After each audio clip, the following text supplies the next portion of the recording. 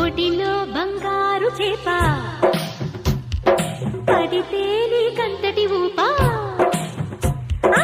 ఒడిలో బంగారు చేప పడితే నీకంతటి ఊపా. తడిలో అందాల పాప పడితే పులుసవుతది చేప.